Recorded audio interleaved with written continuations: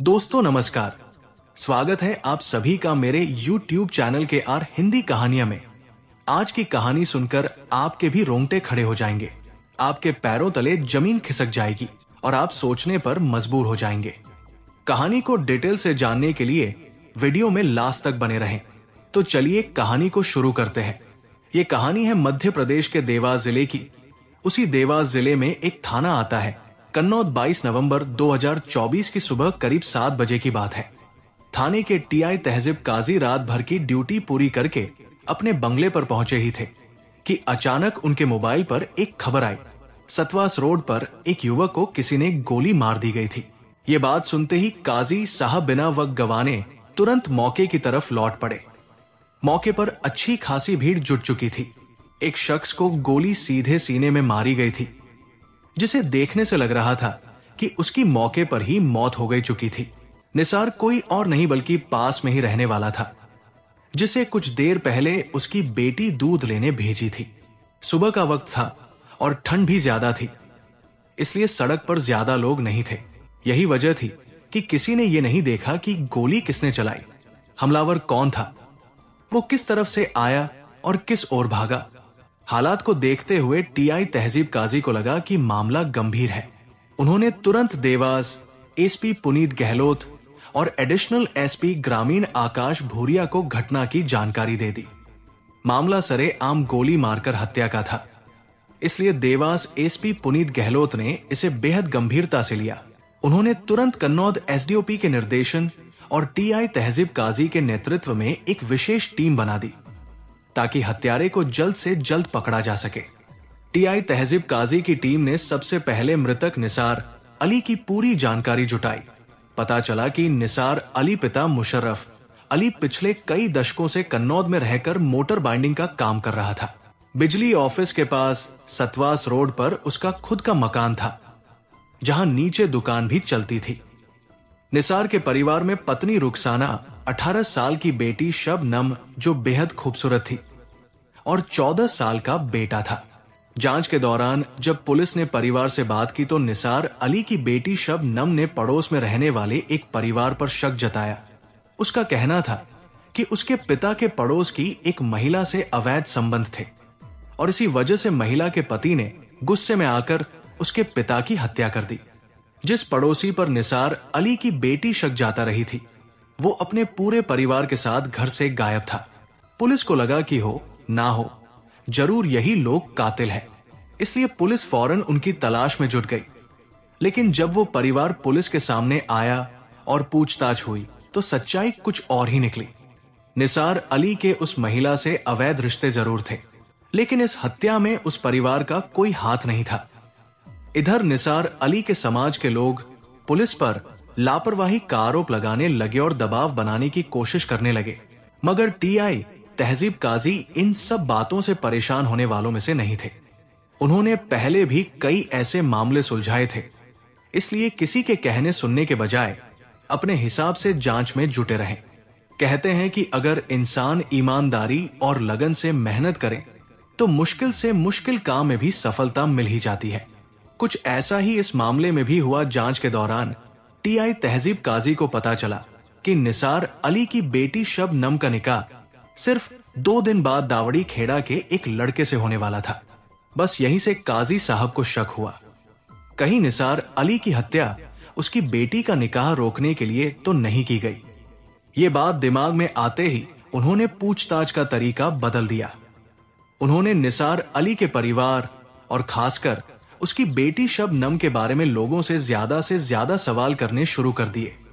जल्द ही उन्हें ऐसी जानकारी मिली जिसने केस का रुख ही बदल दिया। शबनम कोई साल भर पहले अपने हिंदू प्रेमी के साथ घर से भाग गई थी। बाद में पुलिस ने शबनम को ढूंढ निकाला। उस वक्त वो नाबालिग थी, लेकिन उसके प्रेमी विशाल के खिलाफ सिर्फ अपहरण का केस दर्ज हुआ। इसकी बड़ी वजह यह थी कि जब पुलिस ने शबनम को बरामद किया तो उसने साफ कह दिया कि विशाल ने उसके साथ कोई जबरदस्ती नहीं की। इतना ही नहीं, उसने अपना मेडिकल टेस्ट करवाने से भी मना कर दिया था। टीआई तहजीब काजी समझते थे कि जब कोई प्रेमी प्रेमिका घर से भागते हैं तो उनके बीच क्या क्या नहीं होता, लेकिन बिना लड़की की मर्जी के उसका मेडिकल करवाना कानूनन मुमकिन नहीं था। सच्चाई पता लगाने के लिए उन्होंने थाने के पुराने स्टाफ से इस मामले की जानकारी ली।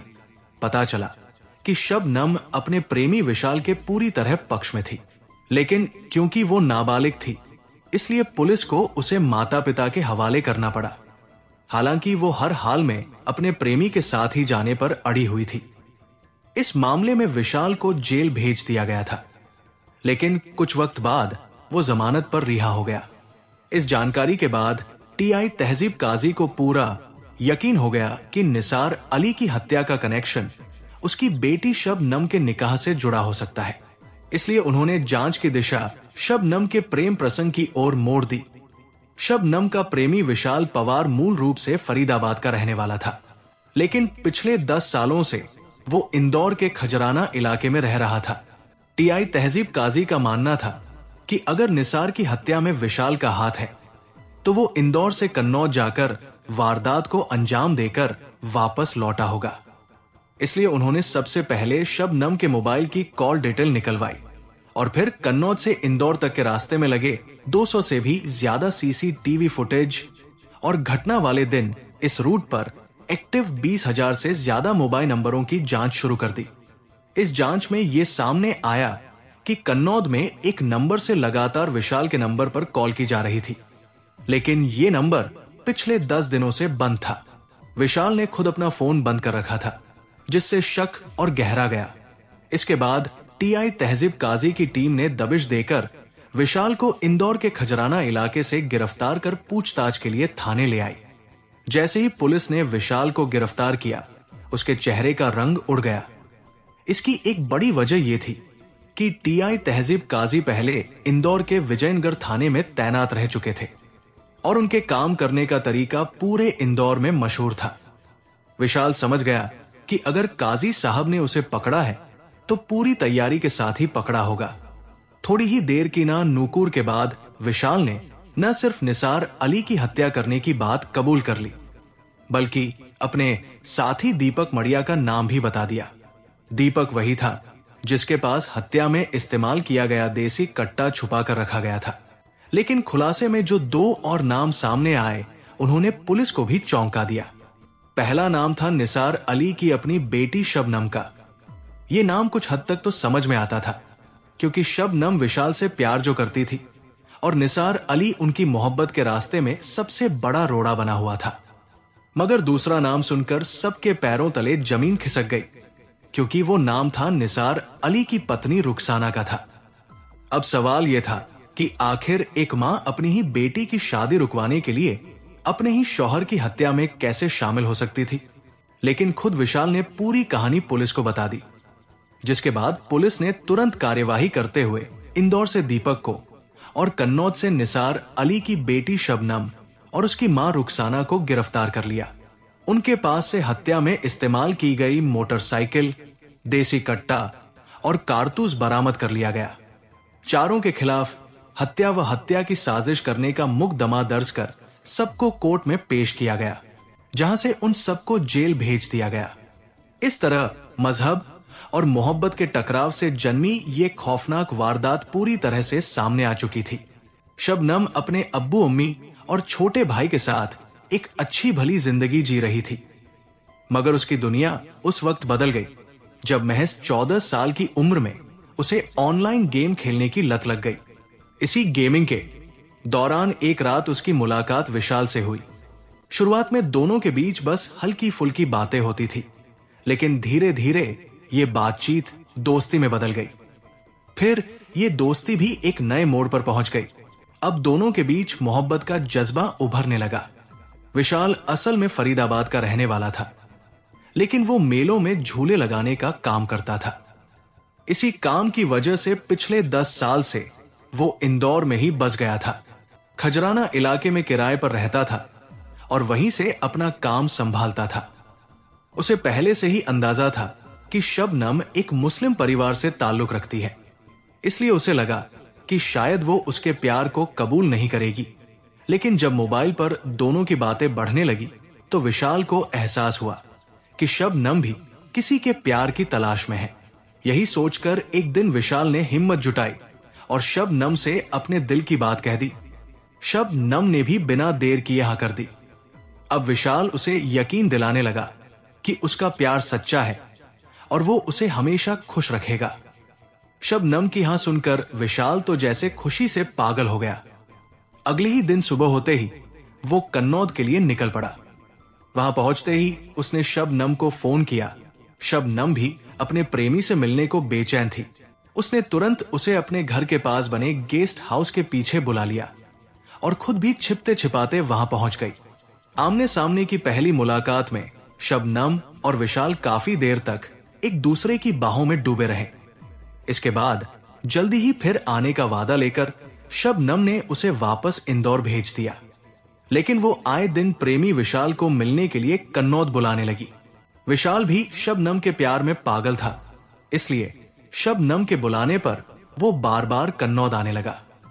इधर धीरे धीरे आए दिन की मुलाकातों का असर ये हुआ कि शबनम और विशाल एक दूसरे के इतने नजदीक आ गए कि उनके बीच कोई दूरी न रही। दोनों ने मर्यादा की सारी दीवारें तोड़ दी। अब दोनों आपस में शादी करने का मन बना चुके थे। धीरे धीरे दोनों को प्रेम की डगर पर चलते हुए 3 साल हो गए। शबनम अब 17 साल की हो चुकी थी, इसलिए उसके परिवार में शबनम का निकाह करने की चर्चा होने लगी।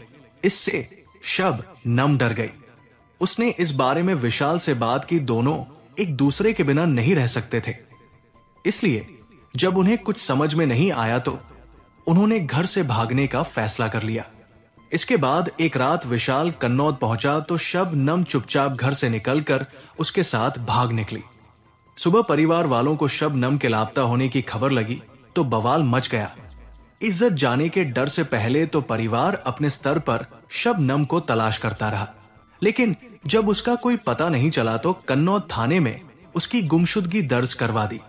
शबनम उस वक्त नाबालिग थी, इसलिए पुलिस ने अपहरण का मामला दर्ज कर उसकी तलाश में दिन रात एक दिन उसे विशाल के पास से बरामद कर लिया। इसके बाद विशाल को अपहरण के मामले में जेल भेज दिया गया और शबनम को उसके माता पिता के हवाले कर दिया गया। बेटी के किसी और धर्म के लड़के के साथ भाग जाने की बात से शबनम के पिता आग बबूला हो गए। उन्होंने सख्ती से शबनम का घर से निकलना बंद कर दिया और जल्द से जल्द उसका निकाह करवाने के लिए लड़का ढूंढने लगे। लेकिन शबनम भी इतनी आसानी से हार मानने वाली नहीं थी। उसने किसी तरह एक ऐसे सिम का जुगाड़ कर लिया जिसकी भनक घर में किसी को नहीं लगी। इसी सिम से वो प्रेमी विशाल से चोरी छिपे बात करने लगी, जो अब जेल से छूटकर बाहर आ चुका था। शबनम ने उसे भरोसा दिलाया कि जैसे ही वो 18 साल की होगी वो फिर से उसके लिए घर छोड़ देगी और इस बार कोई भी उसे विशाल से अलग नहीं कर पाएगा। लेकिन घर में कैद रहने से शबनम के अंदर बगावत और गुस्सा बढ़ने लगा। उसे अपने पिता की सख्ती सहन नहीं हो रही थी। अब वो सिर्फ विशाल के पास जाने के बारे में ही नहीं, बल्कि अपने पिता से बदला लेने की साजिश भी रचने लगी। कन्नौद में एक हिंदू परिवार से निसार का काफी मेलजोल था। वो वहां अक्सर आता जाता रहता था, क्योंकि उसने उस घर की महिला को अपनी मुंह बोली बहन बना रखा था। लेकिन शबनम को यह रिश्ता हजम नहीं हो रहा था। उसके दिमाग में बचपन से ही ये बात बैठी थी कि अलग अलग मां के गर्भ से जन्मे मर्द और औरत के बीच सिर्फ एक ही रिश्ता होता है, नर और मादा का। बाकी सब दिखावे के रिश्ते हैं। उसे शक हो गया कि उसके अब्बू जिन्होंने अम्मी से लव मैरिज की थी, अब मुंह बोली बहन के नाम पर किसी और औरत के साथ अय्याशी कर रहे हैं। ये सोचकर शबनम के मन में नफरत का जहर भरने लगा। वो अंदर ही अंदर इस रिश्ते की सच्चाई जानने के लिए बेचैन हो उठी। इसलिए उसने चुपचाप अपने अब्बू निसार और उनकी मुंह बोली बहन की असली हकीकत जानने की ठान ली। संयोग से एक दिन निसार अपना मोबाइल घर पर भूलकर बाजार चला गया। शबनम को ऐसा मौका फिर नहीं मिलने वाला था। उसने फौरन अब्बू का फोन उठा लिया और उसमें छिपे राज टटोलने लगी। जैसे ही उसने गैलरी खोली, उसके पैरों तले जमीन खिसक गई। जिस औरत को उसके अब्बू मुंह बोली बहन कहते थे और हर साल राखी बंधवाते थे, उसके साथ उनकी कई अश्लील तस्वीरें और वीडियो मोबाइल में भरे पड़े थे। दोनों के बीच की अश्लील चैट भी उसने पढ़ ली। शबनम के अंदर गुस्से का तूफान उठने लगा, लेकिन उसने खुद को संभालते हुए चालाकी दिखाई। उसने फौरन वो सारी तस्वीर, वीडियो और चैट अपने मोबाइल में ट्रांसफर कर लिया। अब उसके पास अब्बू के गुनाहों का सबूत था। इसी बीच एक और झटका उसे तब लगा जब पता चला कि अब्बू ने डाकली खेड़ा के रहने वाले एक लड़के से उसका निकाह तय कर दिया है। अब उसके पास वक्त कम था। उसने दिमाग दौड़ाया और अपनी मां रुखसाना को इस खेल में शामिल करने की ठान ली।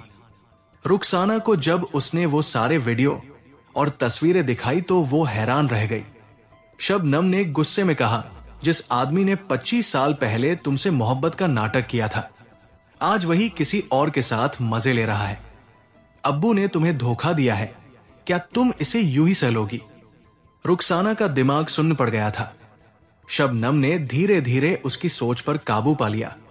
गुस्से और बेइज्जती के एहसास में डूबी रुखसाना आखिरकार मान गई और अब्बू को हमेशा के लिए रास्ते से हटाने की तैयारी में जुट गई। शबनम के सामने सबसे बड़ी दिक्कत यह थी कि अब्बू को मारेगा कौन? पहले उसने उस आदमी को उकसाया जिसकी बीवी से अब्बू का चक्कर चल रहा था। उसे लगा था कि इतना बड़ा धोखा सहने के बाद वो गुस्से में अब्बू की जान ले लेगा, लेकिन जब उसने साफ मना कर दिया तो शबनम की सारी प्लानिंग धरी रह गई। अब निकाह की तारीख नजदीक आ रही थी और शबनम की बेचैनी बढ़ती जा रही थी। कोई रास्ता नहीं सूझा तो उसने सीधे विशाल को ही हत्या करने के लिए कह दिया। विशाल पहले तो घबरा गया, आखिर ये कोई मामूली बात नहीं थी, लेकिन वो शबनम के सामने खुद को डरपोक साबित नहीं करना चाहता था। उसे इंप्रेस करने के चक्कर में उसने उसकी बात सुन ली। शबनम ने उसे समझाया, अब्बू के मरने के बाद सब कुछ अम्मी के नाम होगा। 3 प्लाट है और बैंक में लाखों रुपए हैं। अम्मी से एक प्लॉट और 20 लाख हम ले लेंगे, फिर हम दोनों मस्त जिंदगी बिताएंगे। प्यार और पैसे के लालच में आकर विशाल का दिमाग घूम गया। शबनम के साथ साथ लाखों मिलने के लालच में विशाल निसार की हत्या करने को राजी हो गया। अब्बू को रास्ते से हटाने की प्लानिंग दोनों ने मिलकर करनी शुरू कर दी, जिसके बाद योजना के अनुसार विशाल ने घटना से 10 दिन पहले अपना मोबाइल बंद कर लिया और रोज कन्नौद आकर निसार की रेकी करने लगा। इसके बाद फाइनल योजना बनाकर 22 नवंबर 2024 को वो सुबह इंदौर से निकलकर कन्नौद आया और शबनम के घर से कुछ दूरी पर खड़े होकर दूध लेने जाने के लिए निसार अली के घर से निकलने का इंतजार करने लगा। शबनम को मालूम था कि आज विशाल योजना को अंजाम देने वाला है, इसलिए जैसे ही उसने कुछ दूरी पर अपने आशिक को खड़ा देखा, उसने पिता को बर्तन देते हुए दूध लाने को कहा। निसार रोज सुबह दूध लेने जाते थे, लेकिन इससे पहले शबनम ने उन्हें कभी इस तरह से डिब्बा लाकर हाथ में नहीं थमाया था। लेकिन उस समय उनका दिमाग चंद रोज बाद घर में होने वाले निकाह की तैयारी की योजना बनाने में व्यस्त था, इसलिए अपने विचारों में डूबे हुए वो दूध लेने निकल पड़े। इधर निसार को घर से निकलता देख विशाल मोटरसाइकिल से उनके पास आया और सीधे कट्टा निकालकर उन पर गोली चला दी। संयोग से गोली सीधे निसार अली के सीने में लगी, जिससे वो जमीन पर गिर गए। वहीं दूसरी तरफ विशाल गोली मारने के बाद सीधे इंदौर अपने दोस्त के पास पहुंचकर उसके घर कट्टा छुपाकर अपने घर आ गया। विशाल को भरोसा था कि 10 दिन से उसने अपने नंबर से शबनम से बात नहीं की है, नहीं वो अपना फोन कन्नौद ले गया था। इसके अलावा शबनम की मां भी इस योजना में शामिल है, इसलिए पुलिस ना तो मां बेटी पर शक करेगी और न ही उस तक पहुंच पाएगी।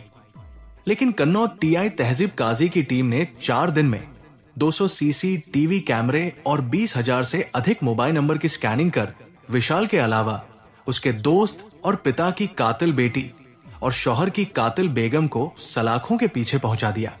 दोस्तों, इस कहानी को सुनाने का उद्देश्य किसी का दिल दुखाना नहीं है, किसी को परेशान करना नहीं है, बल्कि आपको जागरूक करना है और आपको सचेत करना है, ताकि आप लोग सतर्क रहें और सावधान रहें।